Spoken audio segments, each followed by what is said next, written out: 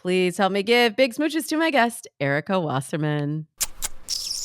Hello, how are you? I am good. I am really excited to talk to you because we have somewhat similar parallel paths in some ways that we have lived.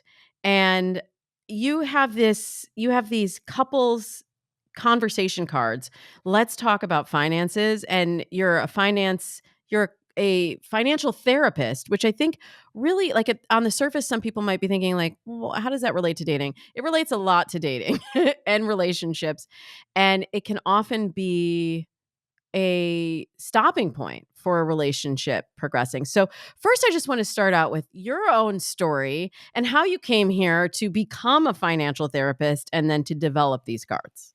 Okay, well, that's a whole roller coaster ride, but I want I to want touch. everything. All right, well, we're going to get into everything. Before we do that, I'm going to ask you a question. How long does it take on average, dating expert, to say I love you in a new relationship? Oh, see, the averages are tough because it really, really varies. I would say it's somewhere, if I had to put a number on it, it's somewhere between 3 and 6 months, You are but it good at really this job. varies. You kept your I job know another I've been doing day. this so long, but it depends on age. It depends on the person. It depends on the prior relationship history and so many things, but somewhere in that. So what you got the stats to back this up here? Average is 5 months. So you were Yeah. in there. Let's see if you know this one. What's the average to share your financial information? Maybe your Oh, credit cute. score, your Okay. salary, your debt, your student loans. How long does that take? That takes, probably, like, 6 years into marriage for most people. Isn't that What's the real answer? interesting? So the real Yeah, but answer what's the real answer? so the real answer fact-wise is 9 months. But the reality is when I do this in workshops around the world, people come with first date all the way to never. And I've been married 20 years. My husband still doesn't know how much money I make. So we get emotionally attached to people, and we don't understand their financial background, their religion or around finances or their experiences. And now we're going to couple up with them. We're in the honeymoon phase and we're all kissy and lovey. But guess what happens? It's time to buy a house or go on vacation, and your mindset's completely different. So that's where I come in. I'm a financial therapist, as you mentioned, a certified financial therapist. Yes, it's a real thing. Just Yeah. like certified dating coach is a real thing, and people are like, "Can't be." I'm like, "Just because you follow people on TikTok who have not been doing this as long as I have and do not have not done the certification doesn't mean it's not real." So, cosign certified financial therapist Yes. So I get like the is puppy your dog look. People official. are like, what? Here's the thing. I have a degree in finance, University of Florida. Go Gators. And then I went to work for IBM for a decade in consulting. So lived up to the words I've been moved, IBM. And I lived in North Carolina, lived in New York City with a boyfriend in an apartment we should not have afforded, could not have afforded. Got married, moved to the burbs, bought the first house. You're on the roller coaster ride with me, right? We got the twists, the turns, the excitement. I remember when I got my first signing letter from IBM, I was like, oh my God, I'm rich. And my dad's like, yeah, no, you're not. And I'm like, oh my God, I'm going to buy a BMW. And he's like, yeah, no, you're not. You're going to drive the Honda till the wheels falls off. And, I was lucky I had him in the background coaching me through that roller coaster ride. And I'll get more about my dad in a few minutes. But then we moved overseas to Asia. So I lived in Tokyo for 2 years, had my first daughter in Japan, and that was an amazing experience. Then moved to China. So now, I have a baby, and then I moved back to the US. So you see this whole like roller coaster ride happening. Moved back to the US, popped out two more kids afterwards. So I have three kids under the age of 4, left corporate America because I needed a balanced motherhood and my marriage. And I moved back to South Florida to be closer to my Whoa. family. So yeah, that Whoa. drop on the roller coaster ride, your hands went up and your stomach went down. And lots of changes were happening around me. That was over a decade ago at this point. So we're going to continue down the ride. And I started working with companies and entrepreneurs, growing businesses, and had the flexibility to be the mom that I wanted to be. and my dad passes away. I mentioned to you quickly that my dad was the guy that I would talk to about my money, my salary, what cars to buy. He was also the person who talked to me about things. So as a kid, we would trade stocks together, just had a very open relationship. So when he passed away, my parents were married for 50 years. My mom knew where the binder was, but she didn't know what anything meant. And so all of a sudden, I stepped in this coaching role of building her confidence, explaining what things were. And I realized that there was more out there. When I heard of financial therapy, I felt like Oprah Winfrey, and the light bulb moment went off, and I was like, aha, this is what I was meant to be in life. And during my divorce, I turned to meditation. And it asked 2, 3 questions, my practice, and it was, who are you? What do you want? And what's your purpose? And my purpose, I kept saying, was to help people take the higher road during transitions. Fortunately for me, my divorce was done amicably. A lot of other things in life, the transitions that I talked about were done generally taking the higher road. It took 10 years for that to come to fruition. But when I heard financial therapy, that was it. And I knew it was my calling. And I'm one of less than 100 certified financial therapists in the country. I went to Kansas State, got a graduate certificate in financial therapy. So it's either you come from a therapy background or a financial background, then you get the graduate certificate, and then join the Financial Therapy Association and got certified through them. And it's an honor to do what I do because talking about money is so important on all stages of life, but especially in that dating stage we just talked about. We're saying I love you to one another without understanding money mindset that comes into almost daily living, not almost, into daily living. Are you going to buy coffee or not buy coffee every day? All the way to, like I said, how you want to buy a house or vacation or support adult family members. I That is why I am so in love with these Let's Talk Finances couples edition conversation cards, because it is so hard to start those conversations. And a lot of times people will write into the show and ask, how do I talk about my debt? How do I talk about planning for the future? How do I check their credit score? Oh, All yeah. of these things that we're really curious about. Finances are one of those topics where it's like, we'd like to know, but we don't know how to begin the conversation. And that's what I really love about these cards is it gives you a framework to start the conversation. And because it's like, well, I'm not asking. The card is asking. Or I don't even know the question to ask. So True.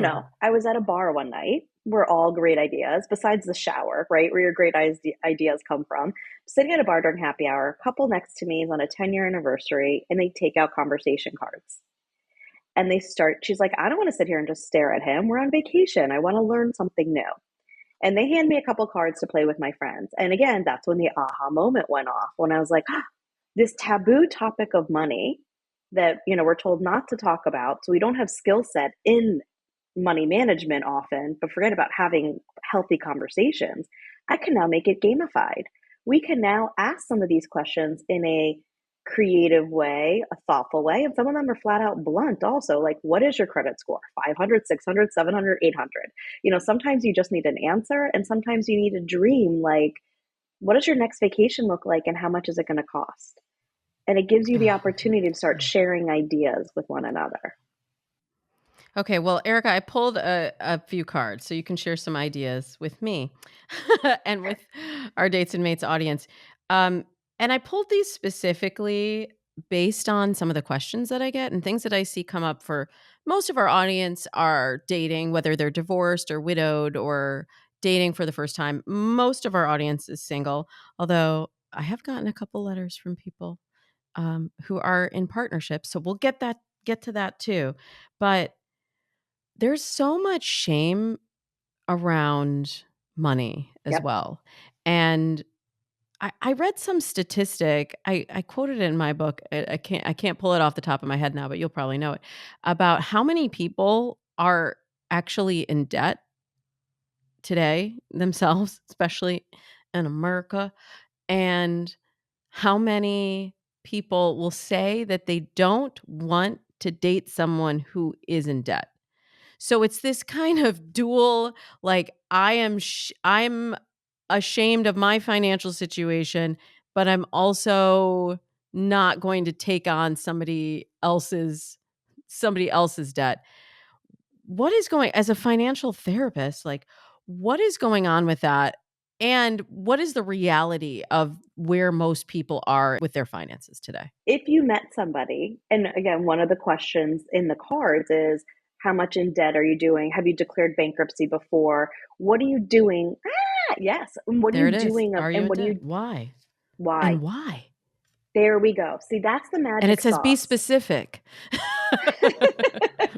But that's the magic sauce. Hey, listen, I'm in debt. I'll use this as an example. Is I went to the car dealership the other day. Young woman, I walk in, I have a nail in my tire. All of a sudden, the guy comes out, he checks the car, and he's like, "Oh, you need 4 new tires." I've seen this song and dance before, right? So I go in with him. I said, "Oh, run the numbers. What is it going to be?" And he comes back, and it's roughly going to be $1,000 for new tires. And I was like, whoa, wasn't expecting that today. I'm thinking it's a $30 patch to replace the nail. And he goes, well, but don't worry, there's your credit card right here. And you get 5% off and free tire rotations. And if I didn't know better to ask the second opinion, go down the road, I might have ended up in credit card debt, right? Or not debt, me personally, but I would have, there's a chance that you have credit card debt from a situation like that. With And it's that for being multiple situations like that. It's like then it's like, "Oh, okay, it's only $1,000," and then it's the next $1,000 and the next $1,000 and the next thing you're underwater. I'm already in debt. What's the big deal? I need a vacation. Let me take the vacation. And so it's understanding what the number, the actual number, which means you've looked at your credit card statements, how it happened, understanding, and then what's your plan moving forward. So if you met a partner that said, listen, I got into credit card debt, I was out of work for 3 months and I needed it to pay my car, my mortgage, whatever it is. But now I'm working a second job. I'm putting, X, they have a plan in place. You're going to look at that person a little sexier. They're going to look a little finer, right? Because they're not ignoring it. And that's a difference when you're dating somebody who has debt and putting it into action versus ignoring it. I don't want to take on somebody that's dating, that I'm dating that's ignoring their debt, because guess what happens? Every time we go out to dinner, I'm going to worry about it. I'm going to be like, well, we can't really afford dinner tonight. He's just adding more credit to his debt to his credit card. So there's always things to think about. So again, the question is, if they're in debt, ask the question why and how they're working to get out of it. If it's all fluff, they're telling you the answer. Believe them, because it's not going to change once you're further into the relationship either. No, it's probably only gonna get worse, and I do wanna answer the second part of that too, because I get a lot of questions from people who say, "Well, I'm not ready to date yet, or I can't be in a relationship right now because I'm in debt, and I don't feel good about that." You, I'm sure, have the stats on this, like, isn't everybody kind of in debt in different ways? Like, Everybody's, I own a home, but I don't yep. own it outright. Like, technically, I'm in debt, Yes, and if you look at, like, the right? Dame Ramsey, like, zero debt, his is no credit cards, no nothing. So, somehow, somewhere, most people are in debt of some sort, some consumer type of debt, credit card, mortgage, a car note, it could go on and on. So the question is, are you not ready to date because of money, or you're not ready to date for other reasons? And that might be your money mindset. You might have a scarcity mindset, or which is, you're afraid to spend money because dating's, especially for women and men, right? I'll give you both, is expensive. We got to do the hair, the makeup.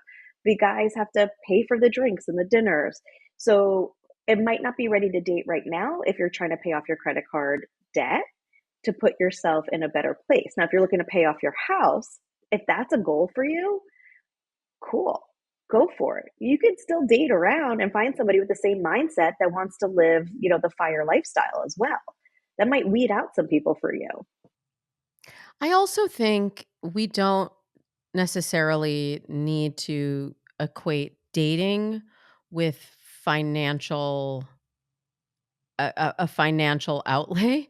We can be more creative, and of course, there are going to be people like I just did this segment on Access Daily where a woman was saying she only wants to go out for like steak dinner dates. And if you can't afford to take me out for that, like you're not my guy. And I was saying like really it's not about how much money somebody is spending on you. It's much more about the creativity and the connection. By And that so way, that yeah. guy on the steak dinner might be Yeah. in debt and he's putting on a credit card. You don't know. And oftentimes people woo you with the outer. Do you know the Yeah. definition between rich and wealthy? What's the difference between the two? Oh, I don't know. Tell me. Yeah. So that steak dinner, she's looking for rich, right? That's the exterior. That's what everybody sees. That's a fancy car. That's the Prada, handbag. That's rich. You guy walks down the street, with Ferragamos on. That's rich. Wealth is done in secret. Wealth is what happens behind the scenes. Wealth is owning property or stocks or building wealth within yourself. And when I work with clients one on one and we talk about what is wealth to you, it's generally not a dollar amount. Wealth is, I'm going to ask the question to you. What is wealth to you? What's a wealthy life? By the way, that's one of the questions also. So I I'm I'm kinda quirky, Erica. I'm not I'm not like the other girls. I'm different. Because but I've never really looked at money, in the same way that I think a lot of other people do.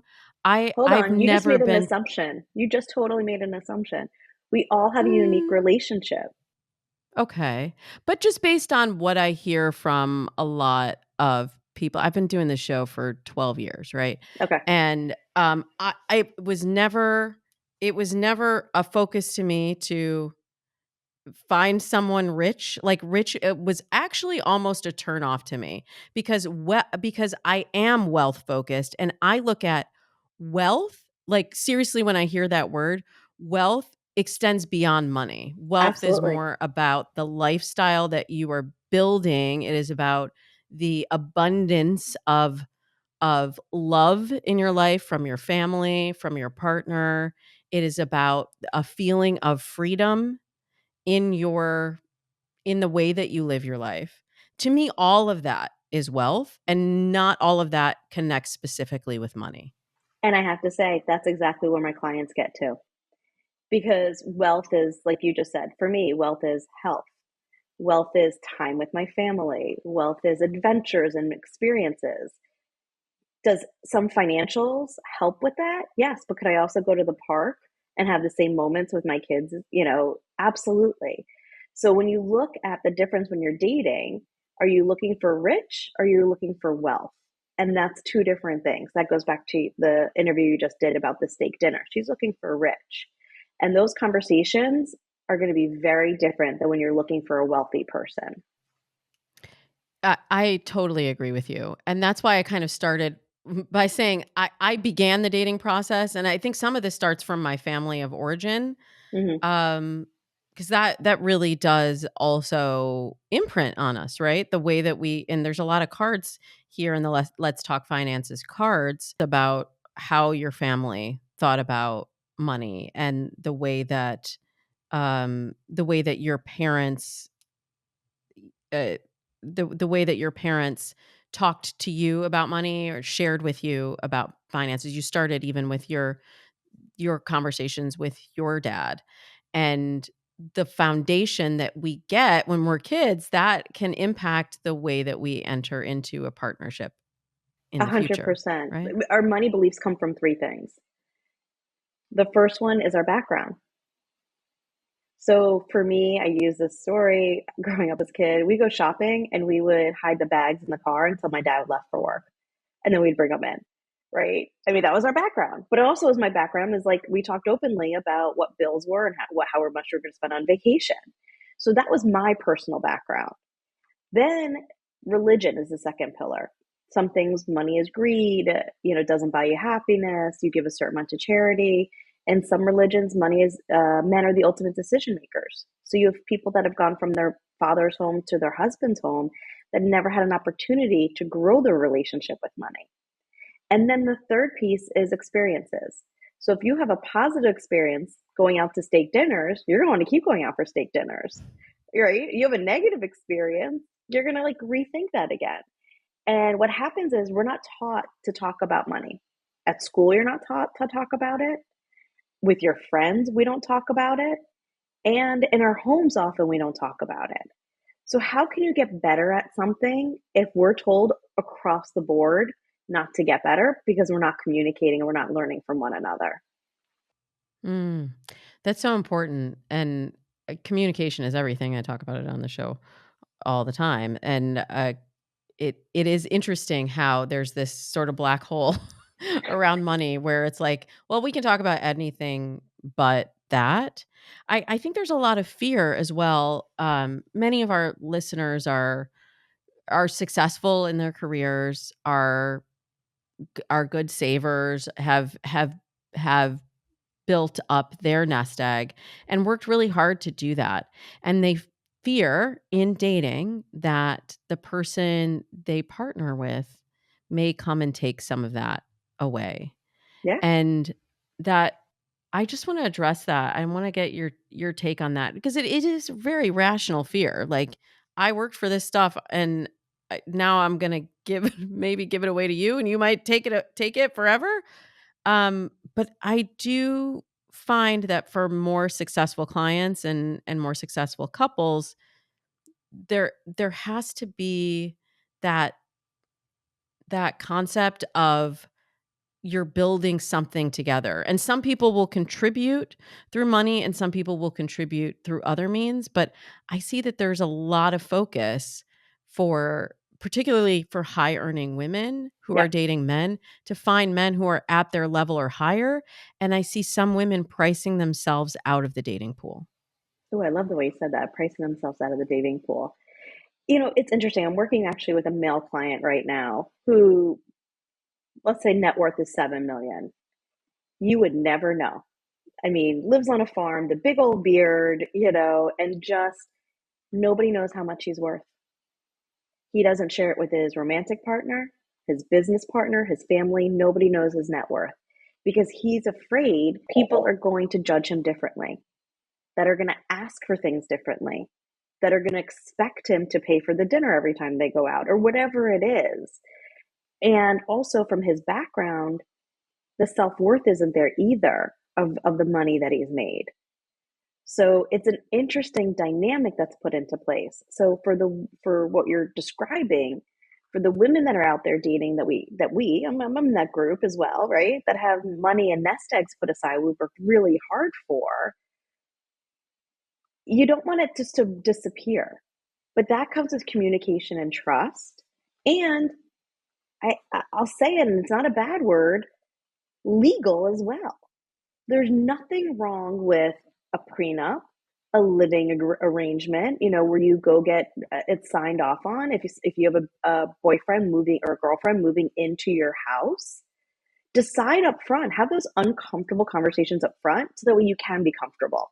The same with vacations. Hey, you're the breadwinner, that's awesome, and you want to go on vacation, just like if the roles were reversed, talk about it ahead of time.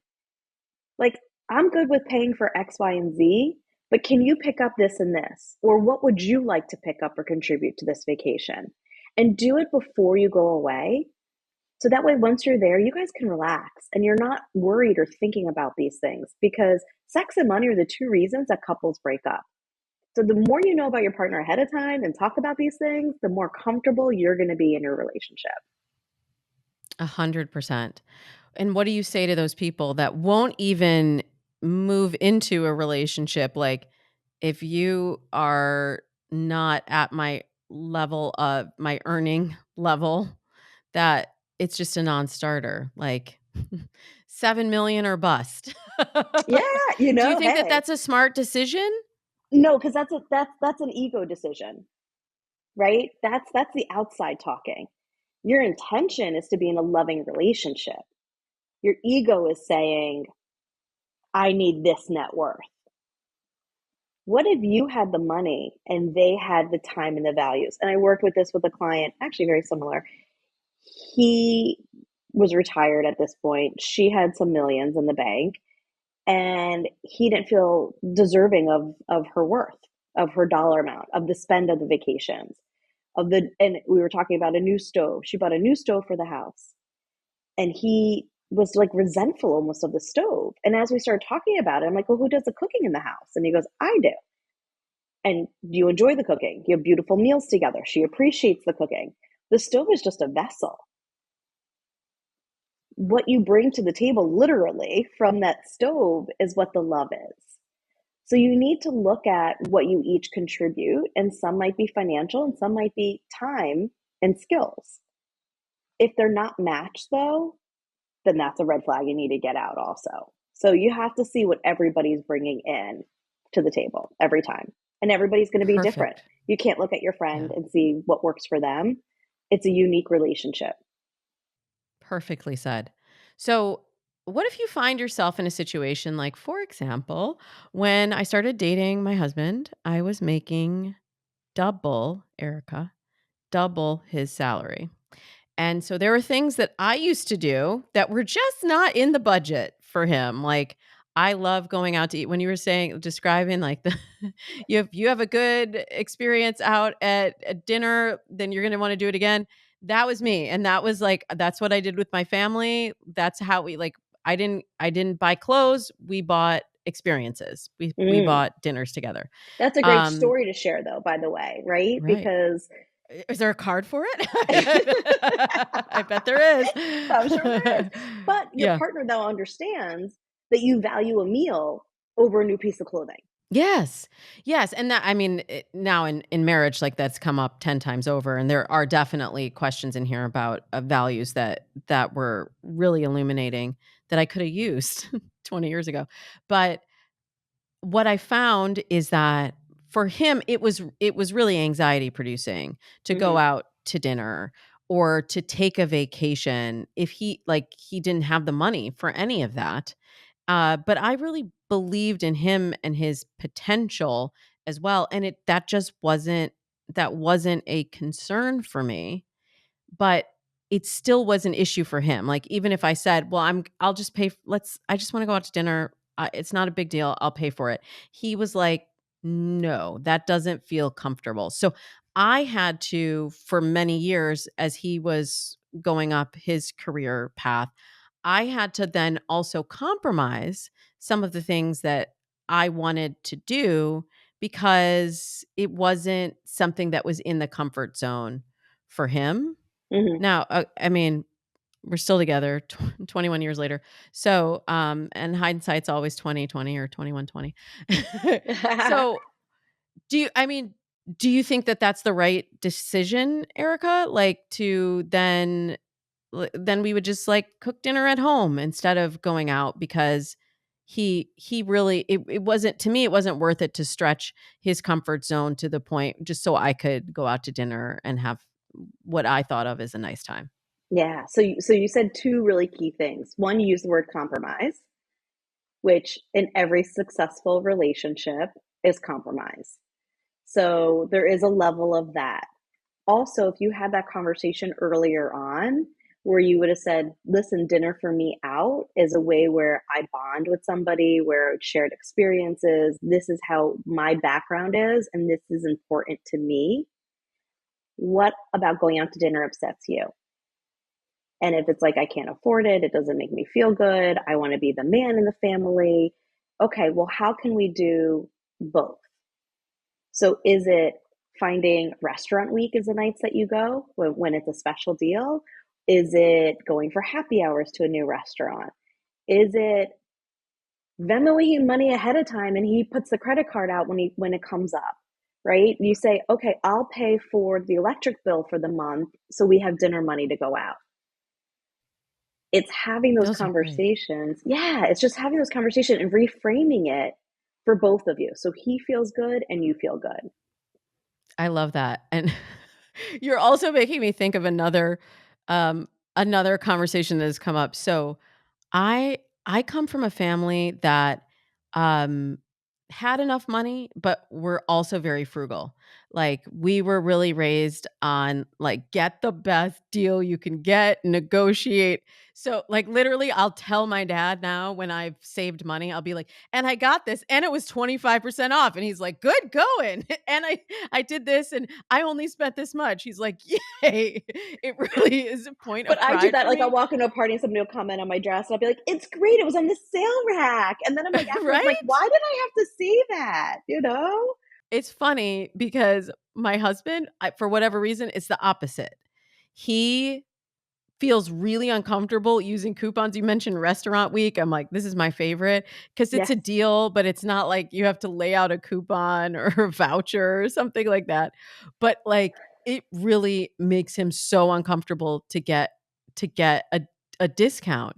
And he's like, if we can afford to pay the full price, why wouldn't you? And I'm like, if I'm entitled to a deal, I fully need to take advantage of this deal, or I feel like I'm throwing money away. So I think if you look at his Analyze that. background, right? If you look at his background, probably his family didn't use coupons, or they were a WIC family, and he's embarrassed when the coupon would come out.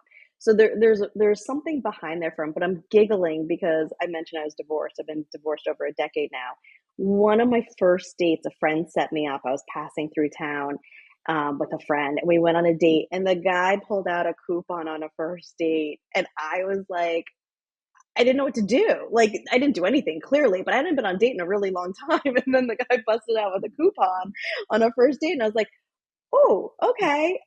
You're like, It "This is just what we're doing now? Okay." it just struck me weird. Like, you couldn't save that when you're going for drinks with your buddy. Like, I mean, and he wasn't shy about it either. He's like, "I think I had the Yeah. 2-for-1 appetizers," and I was like, it just was really funny. Sorry, that struck a memory for me. It was like, and then the poor It guy had to drop him off in his car, and I had like 3 car seats in the back, and I was like, "Oh, don't mind those. Those are just,"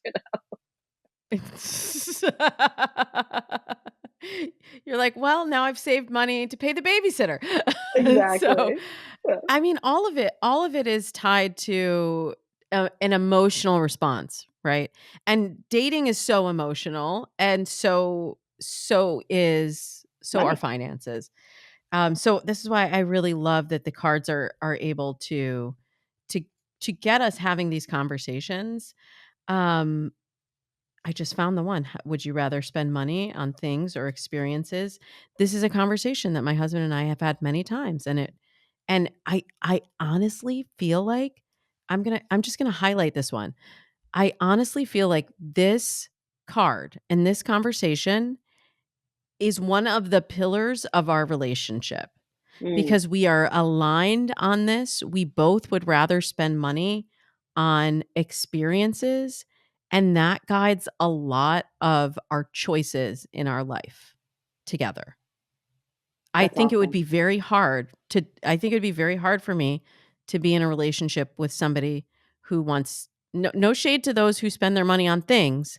It would just be like, to me, this is more important than like astrological compatibility or, even whatever love languages or whatever people are subscribing to, your Enneagram. To me, this question answers a lot of future questions down the road. All right, hot tip I'm gonna give you. Have a financial conversation when the environment's right. Doesn't have to be perfect, but don't start a conversation when somebody's walking out the door, rushing to get somewhere. When you're hungry, right? Don't go do it on the way to dinner.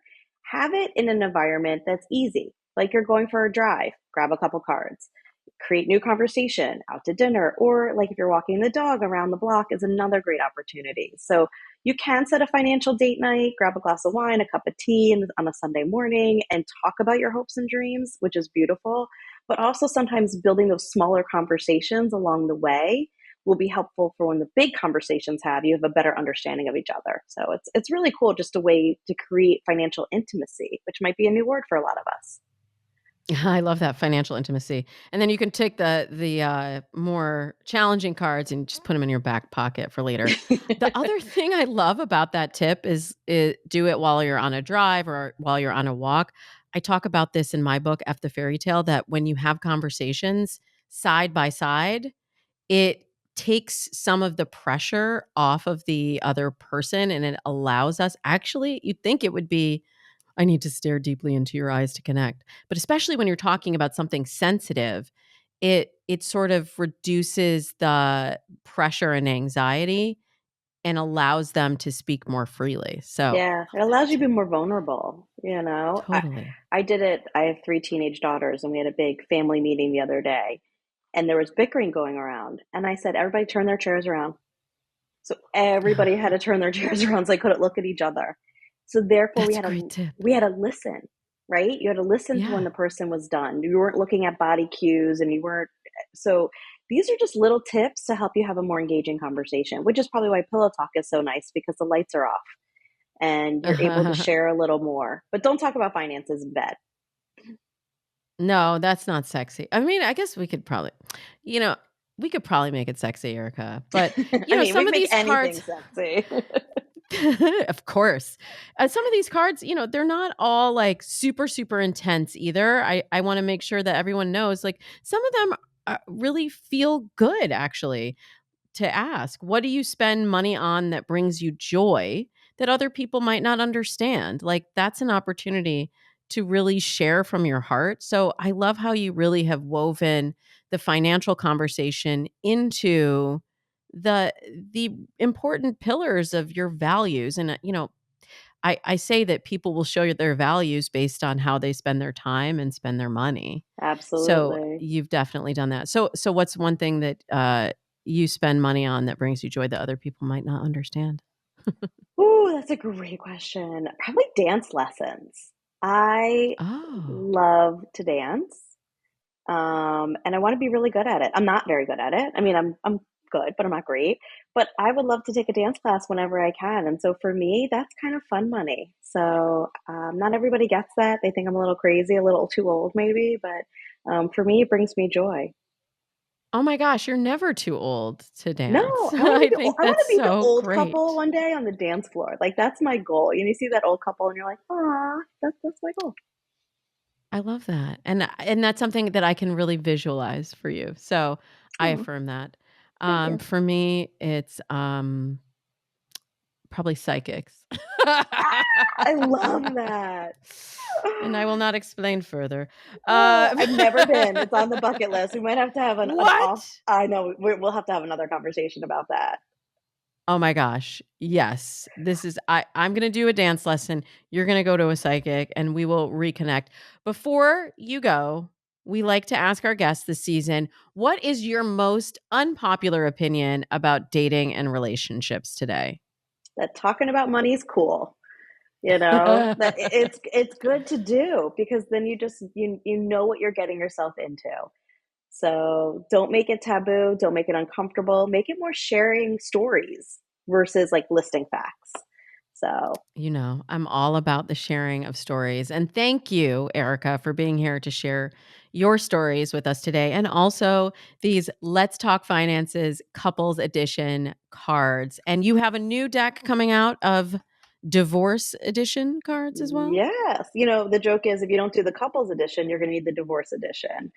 So Can we get a two-pack? yes. And the divorce is when you have to redefine your money mindset. If you're recently single, you're doing it alone. You might have some financial trauma. You need to find new accountability partners. So it's going to ask you some questions to get those thoughts going. So they're both available on Amazon. And I just love what I do. I wish I can help you. If you have questions, feel free to reach out to me because your relationship with money is actually impacting your health, sleepless nights, irritable relationships, and your wealth, which is your dollar amounts in your bank account and more. So, so true. So, so important. You are doing the Lord's work. Thank you so much for being here, Erika Wasserman. We will put the links to all of your work in the show notes. Thank you so much. Thank you.